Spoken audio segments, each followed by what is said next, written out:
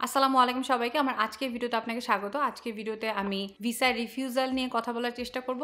আমি গত ৩ বছরের বেশি সময় ধরে কানাডা স্টুডেন্ট ভিসা নিয়ে বিভিন্ন স্টুডেন্টদের সাথে কথা বলার কাজ করার আমার সুযোগ হয়েছে। তো এই বছর যত বেশি ফুল ফান্ডেড এবং পার্শিয়াল ফান্ডেড রিফিউজাল আমি দেখছি, এত বেশি ফুল ফান্ডেড পার্শিয়াল ফান্ডেড রিফিউজাল আমি সারা জীবনে কখনোই দেখি নাই। একটা সময় ছিল যখন আমি প্রোফাইল দেখে মোটামুটি প্রেডিক্ট করতে পারতাম যে এই মানুষটার ভিসা হবে, একবারে না হোক দুইবারে ভিসা হবে। কিন্তু এই বছর আমি এত আনফেয়ার আনরিজনেবল ভিসা রিফিউজাল দেখছি যে অনেক ভালো প্রোফাইল জাস্ট বিকজ উনি সার্টেন একটা ডেটে ভিসা অ্যাপ্লিকেশন করছে দেখে ওই দিন যারা অ্যাপ্লাই করছে সবাইকে রিফিউজাল, এই ধরনের আনফেয়ার রিফিউজাল আমি দেখছি। এর মধ্যে থেকেও আমি কিছু রিসেন্ট ট্রেন্ড বের করার চেষ্টা করছি যে ফ্রিকোয়েন্টলি কি কারণগুলোতে ভিসা রিফিউজাল হচ্ছে, সেই ট্রেন্ডগুলো নিয়ে আজকে কথা বলবো এবং এই ভিসা রিফিউজালগুলো কিভাবে অ্যাভয়েড করা যায় আমি আমার নিজের মতো করে ব্যাখ্যা করার চেষ্টা করব। আশা করি যারা রিসেন্টের মধ্যে রিফিউজাল পাইছেন এবং যারা রি অ্যাপ্লিকেশন করার প্রিপারেশন নিচ্ছেন তারা কিছুটা হলো আইডিয়া পাবেন। সবগুলা রিফিউজাল রিজনই যে আমরা অ্যাভয়েড করতে পারবো বা সবগুলা রিফিউজাল রিজনই যে একদম ফেয়ার রিজন আমার কাছে তা মনে হয় না, বাট যে কয়টা আমাদের নিজেদের ডিল করা সম্ভব সেই কয়টা নিয়ে হয়তো মেইনলি আজকে স্ট্রেস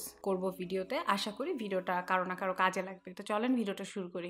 প্রথমেই যে রিফিউজালটা নিয়ে কথা বলবো এটা হচ্ছে ফাইন্যান্সিয়াল রিজনের রিফিউজাল। ফাইন্যান্সিয়াল রিজনের রিফিউজাল শুধুমাত্র যে নন ফান্ডেড মানুষ পাইছে তা না, এমনকি ফুল ফান্ডিং $32,000, $42,000, $70,000 পর্যন্ত স্কলারশিপ পাওয়া মানুষকেও আমি দেখছি রিফিউজাল পাইতে, এই বলে যে আপনার কানাডায় থাকাকালীন সময়ে নিজের খরচ চালানোর মতো এনাফ ফাইন্যান্সিয়াল রিসোর্স নাই, এই বলে তাকে ভিসা রিফিউজাল দেওয়া হয়েছে। যদিও বা দেখা যাচ্ছে যে মানুষের $70,000-72,000 স্কলারশিপ পাইছে, তার শুধুমাত্র যে টিউশন ফিস কভার তা না, তার লিভিং কস্ট সহ কভার। কিছু মানুষের আছে tuition fees cover, half of their living cost cover, তারাও এই ধরনের রিফিউজাল দেখতে পাইছে। তো আমি তখন খোঁজার চেষ্টা করছি জিসিএমএস নোটের থ্রুতে যে আসলে এক্স্যাক্টলি কোন জিনিসটাতে তারা সমস্যা ধরছে। এটা কি আমাদের ফান্ডের সোর্স রিলেটেড ডকুমেন্টের সমস্যা ছিল, নাকি আমাদের ফান্ডের অথেন্টিসিটি আমরা প্রুফ করতে পারি নাই, নাকি the type of fund that we used এটাতে সমস্যা ছিল। আমি যেটা দেখতে পেলাম সেটা হচ্ছে যে আমি নিজে কিন্তু সঞ্চয়পত্র দিয়ে ভিসা করে কানাডায় আসছি। আমার গত সেমিস্টার পর্যন্ত প্রচুর স্টুডেন্ট ছিল, বেশিরভাগ স্টুডেন্টই ছিল যারা এফডিআর বা সঞ্চয়পত্রের মাধ্যমে টাকা দেখায়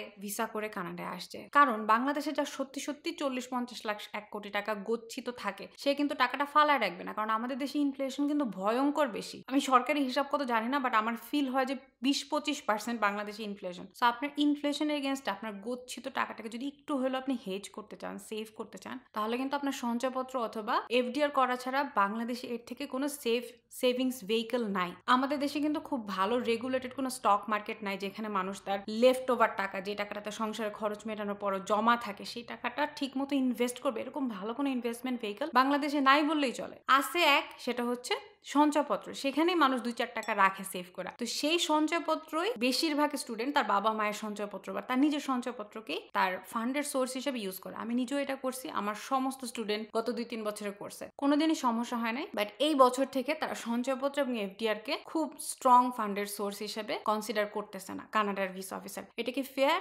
অবশ্যই এটা ফেয়ার না। এটা বাংলাদেশের মানুষের জন্য ভয়ঙ্কর আনফেয়ার। আমার 1 কোটি টাকা থাকলে 1 কোটি টাকা কেন আমি সেভিংস অ্যাকাউন্টে ফালায় রাখবো? আমি তো অবশ্যই চেষ্টা করবো এই টাকার থ্রুতে আমার কিছু আর্নিং হোক। আমাদের যে দোষ, যেটার কারণে আমরা এখন অ্যাজ এ জাতি হিসাবে সাফার করতেছি, সেটা হচ্ছে যে আমরা বহু বছর ধরে ভুয়া ফান্ড হিসাবে এফডিআর শো করছি। আমি এরকম হাজার হাজার মানুষকে চিনি যারা এনাফ হয়তো 20-50 লাখ টাকা ব্যাংক স্টেটমেন্ট দেখাতে হবে, টাকাটা ছিল না, তখন তারা ব্যাংক থেকে 20-50 লাখ টাকা লোন নিছে, লোন নিয়ে সেটাকে এফডিআর হিসেবে শো করে ব্যাংক সলভেন্সি দেখাইছে যে দেখেন ভাই আমার টাকা আছে। তো এটা এক্সপ্লয়েট করতে করতে করতে করতে একটা সময় এমন অবস্থা হয়েছে যে এখন যাদের সত্যি সত্যি এফডিআর আছে, সত্যি সত্যি সঞ্চয়পত্র আছে, যেগুলোর 2-3 বছর ম্যাচুরিটি, যেগুলোর ট্যাক্সের রিফ্লেকশন আছে, যেগুলোর প্রপার ইনকামের সোর্স আমি দেখাইতে পারতেছি, সেই এফডিআর গুলাকেও কানাডিয়ান সরকার প্রপার ফান্ডের সোর্স হিসেবে বিশ্বাস করতেছে না। তো এটার জন্য কিছুটা আমরা দায়ী আর কিছুটা আমাদের দুর্ভাগ্য। তো এটার সলিউশন আসলে কি হইতে পারে? এটার সলিউশনটা ইজি সলিউশন না। আমি আমার কোনো স্টুডেন্টকে এই সলিউশনটা বলার সময় কমফোর্টেবল ফিল করি না। এটা সলিউশন হচ্ছে যে যতটুকু সম্ভব বেশি টাকা সেভিংস অথবা কারেন্ট অ্যাকাউন্টে দেখানো। তাহলে আমি দেখছি যে তারা বেশি টাকাটার অথেন্টিসিটি বিশ্বাস করতে চায়। আপনি যখনই এফডিআর বা সঞ্চয়পত্রের মতো ভেহিকল গুলা ইউজ করবেন, তখনই তাদের মধ্যে একটা সন্দেহ আসে যে এই টাকাটা হয়তো লোন নিয়ে সলভেন্সি দেখানোর চেষ্টা করা হচ্ছে। সো আমার মতে এখন থেকে যারা পরবর্তীতে ভিসা অ্যাপ্লিকেশন করবেন, যতটুকু সম্ভব বেশি টাকা সেভিংস অ্যাকাউন্টে দেখানো। অনেক মানুষকে আমি দেখছি 80-90% টাকা এফডিআর এ থাকে, 2-4 লাখ 5 লাখ টাকা হয়তো শুধুমাত্র ব্যাংকের সেভিংস অ্যাকাউন্টে থাকে। এখন এটা আমি চেষ্টা করবো 30-50% টাকা অ্যাটলিস্ট সেভিংস অ্যাকাউন্টে রাখার জন্য। তো এটা হচ্ছে আমার প্রথম সাজেশন ফর এভরিবডি।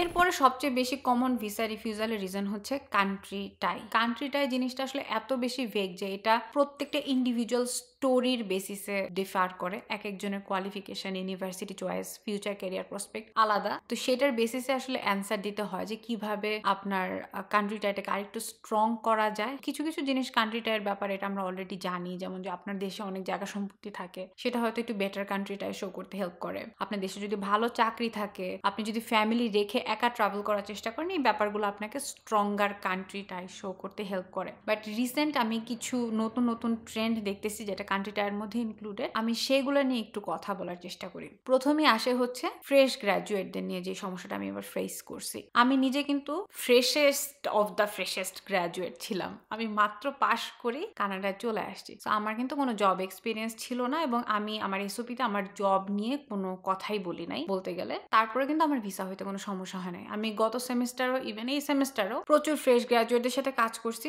ম্যাক্সিমামেরই কোনো সমস্যা হয় নাই। বাট কিছু কিছু আমার এসওপি রিভিউর স্টুডেন্ট, মানে যাদের সাথে আমি খুব ক্লোজলি কাজ করি, জাস্ট হয়তো তার একটা এসওপি রিভিউ আমাকে দিয়ে করাইছে, তাদের আমি দেখলাম যে প্রচুর ফ্রেশ গ্র্যাজুয়েটদের ভিসা রিফিউজাল হয়েছে এই বাবদ যে তোমার বাংলাদেশে আসলে কোনো ক্যারিয়ার প্রসপেক্ট নাই, এই জন্য তুমি কানাডায় আসতেছো, তোমাকে ভিসা দিব না, কান্ট্রিটাই এই বলে রিফিউজাল। তো এই ব্যাপারটা আমরা কিভাবে ডিল করতে পারি সেটা নিয়ে আমি চিন্তা করতেছিলাম। আমার মোস্ট রিসেন্ট যে 2-3 জন ফ্রেশ গ্র্যাজুয়েটের ভিসা হইলো, তাদের প্রোফাইলটা চিন্তা করে আমি এই অ্যান্সারটা দেওয়ার চেষ্টা করতেছি। এটা হচ্ছে যে আপনি হয়তো ফ্রেশ গ্র্যাজুয়েট, আপনার হয়তো ট্র্যাডিশনাল কোনো কোম্পানিতে কাজের এক্সপিরিয়েন্স নাই, কিন্তু আপনার তো ইন্টার্নশিপ থাকতে পারে। আপনার ইন্টার্নশিপ না থাকুক, আপনি টিএ, জিএ অথবা আরএ হিসেবে অনেক private university, even public university স্টুডেন্টরাও আমি কাজ করে, আমি জানি। আর কিছু না হোক, আপনি ভলেন্টিয়ারিং করতে পারেন কোনো একটা অর্গানাইজেশনের কাছে, জাস্ট টু শো যে আপনি ভাই পাশ করার পরে 6 মাস 1 বছর আকামে বসেছিলেন না। সো কিছু না কিছু একটা ডকুমেন্ট আই থিঙ্ক প্রডিউস করার চেষ্টা করা যাইতে পারে, এবং আপনার কাজের এক্সপিরিয়েন্সটা যত ছোটই হোক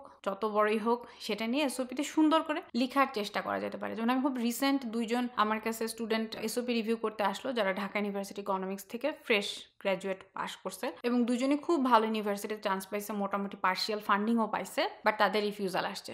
তো আমি দুজনকে যে সাজেশনটা দিলাম যে আপনাদের হয়তো ট্র্যাডিশনাল খুব বড় কোনো কোম্পানিতে কাজ করার অভিজ্ঞতা নাই, বাট আপনাদের দুজনের ইন্টার্নশিপ আছে, দুজনই রিসার্চ অ্যাসিস্ট্যান্ট হিসেবে কাজ করছেন, বা ইউনিভার্সিটিতে থাকাকালীন সময় আপনারা ছোটখাটো যেই কাজগুলোই করছেন না কেন, ফ্রিল্যান্সিং টাইপের কাজ যেগুলো, ওগুলো নিয়ে একটু কথা বলেন যে ওই কাজগুলো কিভাবে আপনাকে অ্যাজ এ পার্সন হিসেবে ইমপ্রুভ হইতে হেল্প করছে, আপনি কাজের থ্রুতে কি কি জিনিস শিখছেন, এবং ওই কাজে যে আপনি one of the best performer ছিলেন সেটা নিয়ে একটু কথা বলেন। তাতে বোঝা যায় যে আপনি মানুষটা প্রোঅ্যাক্টিভ, আপনি বসে থাকার মানুষ না, আপনি বাংলাদেশে ফেরত এসেও আপনার মতো মানুষের মার্কেটে ডিমান্ড আছে, এটা প্রমাণ করার আমি এসওপিতে চেষ্টা করছি। সো এটাই হচ্ছে আমার suggestion for the fresh graduates. আর যাদের ভালো ট্র্যাডিশনাল ওয়েল স্টাবলিশ জব আছে তারা তো সেটা নিয়ে কথা বলবেন। তো এটা হচ্ছে আমার সেকেন্ড পয়েন্ট, যারা ফ্রেশ গ্র্যাজুয়েট, যাদের চাকরির এক্সপিরিয়েন্স নেই, তারা জিনিসটা কিভাবে ডিল করতে পারে। আর খুব বেশি কথা বলবো না, আমার এখন বের হইতে হবে, সো জাস্ট 2টা পয়েন্ট নিয়ে কথা বলবো। প্রথমটা হচ্ছে যে ডিগ্রি চয়েসের ব্যাপারে আমাদের একটু কেয়ারফুল হওয়া। অনেক সময় আমরা বুঝি না যে আমাদের স্পেশালি যারা সেকেন্ড মাস্টার্স করতে আসেন তাদের ক্ষেত্রে আমি এই সমস্যাটা বেশি হইতে দেখছি, যে আমরা এমন একটা ডিগ্রি চয়েস করতে হয় আমাদের, বা করা উচিত, যে ডিগ্রিটাতে আমার আগের ডিগ্রির তুলনায় নতুন একটা কিছু আমরা শেখার সুযোগ পাবো, বা আগের ডিগ্রিতে কিছু একটা মিসিং ছিল যে জিনিসটা আমি ফুলফিল করার চেষ্টা করতেছি এই ডিগ্রির থ্রুতে। অনেক সময় আমরা এই কোয়েশ্চেনটা করি না, যে কারণে দেখা যায় যে একটা অফার লেটার কিন্তু পেয়ে যাওয়া খুবই সহজ, কিন্তু আমি যখন ভিসা অফিসারকে কনভিন্স করবো যে জীবনের এই পর্যায়ে কেন এই ডিগ্রিটা আমার এত দরকার, সেই ক্ষেত্রে আমরা অনেক সময় ব্যর্থ হই। এক্সাম্পল দিলে হয়তো জিনিসটা একটু ইজিয়ার হবে। যেমন একটা স্টুডেন্টের এক্সাম্পল দিয়ে, ওনার সাথে আমি অ্যাডমিশন স্টেজ থেকে কাজ করতেছি, আপুর সাথে কাজ করে আমার অসম্ভব ভালো লাগছে, অ্যামেজিং পার্সন। আপু পড়াশোনা করছে হচ্ছে কেমিস্ট্রি নিয়ে, এবং উনি একজন স্কুল টিচার। তো আপু এসে যখন আমাকে বলছে যে আমি কোন সাবজেক্টে পড়লে আমার জন্য ভালো হয়, তা আমি বললাম যে আপু আপনার ফিউচার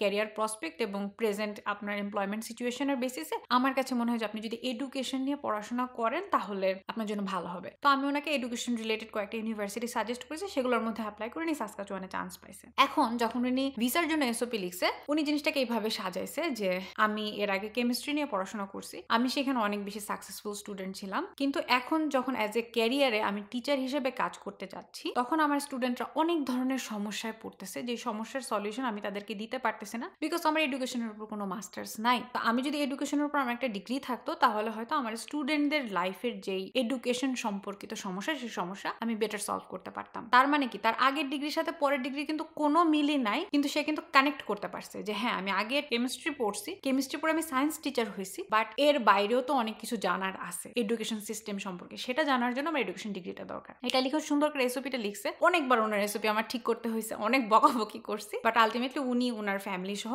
সুন্দর করে ভিসা পেয়ে গেছে। উনি সাসকাচুয়ানে পড়তে আসবে। সেম সাসকাচুয়ানের একটা ভিসা জাস্ট এসওপি আমি রিভিউ করছি, উনি আমার স্টুডেন্ট ছিল না। ওনার ভিসা রিফিউজাল হওয়ার পর উনি আমার কাছে আসছে। ওনার প্রোফাইলটা শুনেন, উনি পড়াশোনা করছে ঢাকা ইউনিভার্সিটি থেকে আইআরে, তার মানে এডুকেশন নিয়ে পড়াশোনা করার জন্য one of the best institution বাংলাদেশের আইআর, ঢাকা ইউনিভার্সিটি। সেখান থেকে পড়াশোনা করছে, অনার্স করছে, মাস্টার্স করছে, সাসকাচুয়ানের সেম ডিপার্টমেন্ট উনি অ্যাপ্লাই করছে, ওনার ভিসা রিফিউজাল হয়েছে। কেন হয়েছে? কারণ ওনার আগের যে মাস্টার্স ডিগ্রি এবং সাসকাচুয়ানে যে মাস্টার্স ডিগ্রিটা উনি করতে আসবে, এই দুটো ডিগ্রি খুবই সিমিলার। ওনার জন্য এই আর্গুমেন্টটা করা খুবই ডিফিকাল্ট যে কেন একটা অলরেডি মাস্টার্স ডিগ্রি থাকা সত্ত্বেও এডুকেশন রিলেটেড ওনার আরেকটা মাস্টার্স ডিগ্রির দরকার। একটা আর্গুমেন্ট করা যাইতো যে ভাই, আমার আগের ডিগ্রিতে রিসার্চের সুযোগ ছিল না, এই ডিগ্রিতে রিসার্চের সুযোগ আছে, এই জন্য আমি এই ডিগ্রিটা নিতে আসবো। যদি সাসকাচুয়ানের ডিগ্রিটা রিসার্চ বেসড হইতো, তাহলে এই জিনিসটা আর্কিউ করা যেত। বাট সাসকাচুয়ানের ডিগ্রিটাও কোর্স বেস, ওনার ঢাকা ইউনিভার্সিটির ডিগ্রিটাও কোর্স বেস। তার মানে কি, দুইটা ডিগ্রি এক্সট্রিমলি সিমিলার। সেম আরেকটা স্টুডেন্টের কথা বলি, উনি বাংলাদেশে একটা ডিগ্রি পাস করছে মাস্টার্স, সেটা হচ্ছে এনভায়রনমেন্টাল সায়েন্সের উপর, এবং কানাডায় উনি একটা ডিগ্রি নিতে আসতেছে, সেটা হচ্ছে এনভায়রনমেন্টাল ইঞ্জিনিয়ারিং এর উপর।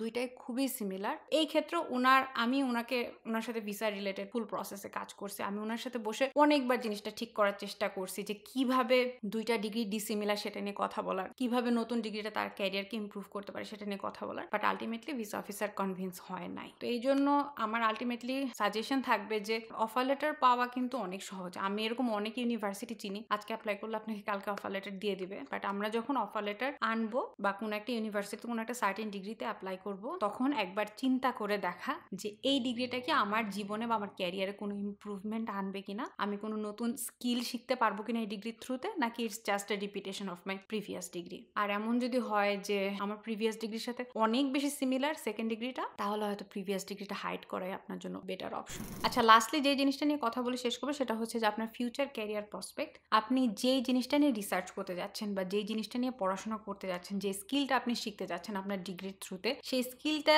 শিখে এসে বাংলাদেশে ভালো একটা সেক্টরে আপনি কাজ করতে পারবেন কিনা, আপনার মতো মানুষের বাংলাদেশে ডিমান্ড আছে কিনা, ইন্ডাস্ট্রিতে আপনার মতো লোকের কোনো অ্যাপ্লিকেশন আছে কিনা, আপনার স্কিলগুলোর কোনো অ্যাপ্লিকেশন আছে কিনা, এই ব্যাপারটা নিয়ে যদি আপনি প্রপারলি আর্গিউ করতে না পারেন, অথবা আপনি যে খরচটা করতেছেন ডিগ্রির পিছনে, সেই খরচটা আপনার উসুল হবে কিনা বাংলাদেশে এসে কাজ করে, সেটা নিয়ে যদি আপনি প্রপারলি আর্গিউ করতে না পারেন, তাহলে আপনার ভিসা রিফিউজাল হওয়ার একটা চান্স থাকে। এই রিজনে আগেও ভিসা রিফিউজাল হইতো, বাট এই বছর আমি অনেক বেশি সাবধান থাকার পরেও মাঝে মাঝে ভিসা রিফিউজাল হয়েছে। আমি এক্সাম্পল দিলে হয়তো জিনিসটা আরেকটু ক্লিয়ার হবে। ধরেন আর্টিফিশিয়াল ইন্টেলিজেন্স, মেশিন লার্নিং এই বছরের খুব পপুলার একটা রিসার্চের টপিক সিএসসির স্টুডেন্টদের মধ্যে। আপনার এসওপিতে যদি আর্গিউ করতে না পারেন যে কেন আর্টিফিশিয়াল ইন্টেলিজেন্স আপনি শিখতে যাচ্ছেন এবং এটা শিখে এসে বাংলাদেশে এক্স্যাক্টলি কোন সেক্টরে কি ইমপ্রুভমেন্টের জন্য আপনি কাজে লাগবেন, আপনার মতো মানুষের ডিমান্ড আছে কিনা, এবং আপনার মতো মানুষ এখানে এসে কত টাকা বেতন পায়, যেই বেতনের সাপেক্ষে আপনি যে টাকাটা খরচ করতেছেন আপনার পড়াশোনার পারপাসে, সেটা জাস্টিফাইড হয় কিনা, এই রিলেটেড আর্গুমেন্টগুলো যদি আপনি প্রপারলি প্লেস করতে না পারেন, দেয়ার ইজ এ চান্স যে আপনার ভিসাটা রিফিউজাল হবে। আমি আমার নিজের একটা ব্যর্থতার এক্সাম্পল দিই। একটা আপু, তার সাথে আমি কাজ করছি, খুবই ভালো প্রোফাইল, উনি বাংলাদেশের সেরা জায়গায় পড়াশোনা করছে, রেজাল্ট খুব ভালো, অনেক ভালো কাজের অভিজ্ঞতা আছে এনজিও আইজিওতে, এবং এমনকি উনি ইউরোপের একটা কান্ট্রিতে গিয়ে এক সেমিস্টার পড়াশোনা করে আসছে। তার মানে কি এমপ্লয়মেন্ট সিচুয়েশন, একাডেমিক, তার ট্রাভেল হিস্ট্রি, এভরিথিং কিন্তু ঠিক। তারপর ওনার ভিসাটা রিফিউজাল হয়েছে, এবং আমার কাছে মনে হয়েছে যে ওনার যেই ফিউচার ক্যারিয়ার প্রসপেক্ট এবং উনি যেই রিসার্চ নিয়ে কথা বলছে, সেটা ভিসা অফিসারের কাছে কনভিন্সিং মনে হয় না। আমি এক্সাম্পল দিলে জিনিসটা অনেকের কাছে ক্লিয়ার হতে পারে। জিনিসটা একটু সেন্সিটিভ। সেটা হচ্ছে উনি এলজিবিটিকিউ কোয়ের কমিউনিটি নিয়ে রিসার্চ করতে চায়, এটা নিয়ে উনি এসওপিতে লিখছে, অনেক সুন্দর করে লিখছে। আমি যখন এসওপিটা পড়ছি, তখনই আমার একবার মনে হয়েছে যে আমি আপুকে বলি যে আপু, এলজিবিটিকিউ নিয়ে যে আপনি রিসার্চ করবেন এবং বাংলাদেশে ফেরত এসে আপনি যে এলজিবিটিকিউ কমিউনিটিকে নিয়ে কাজ করতে চাচ্ছেন, এই ব্যাপারটা কি আপনার বাংলাদেশে থাকার প্রসেসটাকে, বাংলাদেশে কাজ করার প্রসেসটাকে আনসেফ করে দিচ্ছে কিনা, সেটা কি আপনি একটু ভাবতে চান কিনা। কিন্তু আমি এই কথাটা বলি নাই তাকে, কারণ আমার কাছে মনে হয়েছে যে একজন মানুষের সে কি নিয়ে রিসার্চ করবে সেটার পূর্ণ অধিকার তার আছে। সে যদি এলজিবিটিকিউ কমিউনিটিকে নিয়ে রিসার্চ করতে চায়, সে যদি আরও কোনো সেন্সিটিভ টপিক নিয়ে রিসার্চ করতে চায়, সেটা নিয়ে রিসার্চ করতে পারার অধিকার তার আছে। আমি অ্যাজ এ পার্সন হিসাবে তার সেই অধিকারে হস্তক্ষেপ করা জাস্ট বিকজ আমার কাছে মনে হচ্ছে যে কান্ট্রিটা এটা উইক হয়ে যাচ্ছে, সেটা আমার কাছে ফেয়ার মনে হয় নাই। যে কারণে আমি মনে করছি যে না, তার যদি মন চায় সে এলজিবিটিকিউ নিয়ে রিসার্চ করতে, করুক। তার যদি মন চায় বাংলাদেশে ফেরত সে এলজিবিটিকিউ কমিউনিটির ইমপ্রুভমেন্টের জন্য কাজ করতে, করুক। বাট আলটিমেটলি আমার যে মনের সন্দেহ যেটা খচখচ করছে, যেটা আমি আপুর সাথে শেয়ার করি নাই, সেটাই আলটিমেটলি কাল হয়ে দাঁড়াইছে। ভিসা অফিসারের কাছে মনে হয়েছে যে উনি যেই ধরনের কাজ বাংলাদেশে ফেরত এসে করতে চায়, সেই ধরনের কাজ করার প্রপার এনভায়রনমেন্ট বাংলাদেশে নাই। এটা উনার বাংলাদেশে কাজ করার এনভায়রনমেন্টটাকে আনসেফ করে দিচ্ছে এবং উনি বাংলাদেশে ফেরত আসবে না। তো আলটিমেটলি এত ভালো প্রোফাইলে রিফিউজাল পাওয়ার পরে আমার নিজের কাছে অনেক বেশি নিজেকে গিলটি মনে হয়েছে। ওই দিন যদি আমি আপুকে বলতাম যে আপু আপনি এলজিবিটিকিউ কমিউনিটি নিয়ে রিসার্চ করবেন, এই রিলেটেড ইনফরমেশন এসওপিতে না লিখে আপনি ডোমেস্টিক ভায়োলেন্সের ওমেনদের নিয়ে কাজ করবেন, এটা নিয়ে আপনি লিখেন এসওপি, হয়তো আপুর বেটার চান্স থাকতো কান্ট্রিটাই দেখানোর জন্য। সো এগেন এটা একটা স্টোরি শেয়ার করা সবার সাথে যে আমি কি নিয়ে রিসার্চ করতেছি, বাংলাদেশে ফেরত এসে ওইটা নিয়ে ওই টপিক নিয়ে কাজ করার, কারো জীবন ইমপ্রুভমেন্ট আনার বা কোনো একটা ইন্ডাস্ট্রিতে নিজের কন্ট্রিবিউশন রাখার আমার ট্যানজিবল সুযোগ আছে কিনা এটা নিয়ে চিন্তা করে দেন এসওপিটা লিখলে হয়তো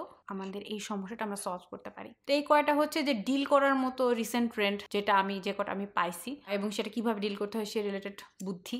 আরও কিছু ফালতু রিজনে মানুষকে রিফিউজাল দিছে, যেমন হচ্ছে অনেক সময় আনম্যারিড মেয়ে যাদের 35+ বয়স তাদেরকে বলছে যে ফ্যামিলি কম্পোজিশন ভালো না। So there is nothing we can do about that. ভাই আমার বয়স 35, আমি বিয়ে করবো নাকি করবো না দ্যাটস মাই ডিসিশন, তোর কি? বাট এই রিজনে আমি রিফিউজাল দেখছি। আরও আমি রিফিউজাল দেখছি যে একটা মানুষ যে তার ফ্যামিলি সহ ট্রাভেল করতে চায় বিকজ তার বাচ্চাটা ছোট, তার বাচ্চাটাকে রেখে বা হাজব্যান্ডকে রেখে যাওয়ার কোনো সুযোগই নাই, অথচ সেই মেয়েটার মা বাবা দুজনই মারা গেছে। সেই মেয়েটারও রিফিউজাল দিছে যে তোমার ফ্যামিলি কম্পোজিশন দেখে আমার পছন্দ হয় না যে তুমি বাংলাদেশে ফেরত আসবা না। এগেন আমার বাবা মা মারা গেছে দেখে আমার পৃথিবীতে অন্য কোনো দেশে গিয়ে পড়াশোনা করার সমস্ত অধিকার থেকে আমি বঞ্চিত হয়ে গেছি, এই জিনিসটাকে আমার কাছে ভয়ঙ্কর আনফেয়ার মনে হয়েছে। বাট এই প্রবলেমের আসলে আমি কোনো সলিউশন তাকে আমি দিতে পারি নাই, কারণ যার বাবা মা নাই বাংলাদেশে এবং যার জন্য তার ফ্যামিলি নিয়ে যাওয়াটা খুবই জরুরি বিকজ বাচ্চাটা ছোট, তার এই সিচুয়েশন চেঞ্জ করার মতো আসলে আমার কোনো বুদ্ধি ছিল না। So these are some of the failures that I had to go through.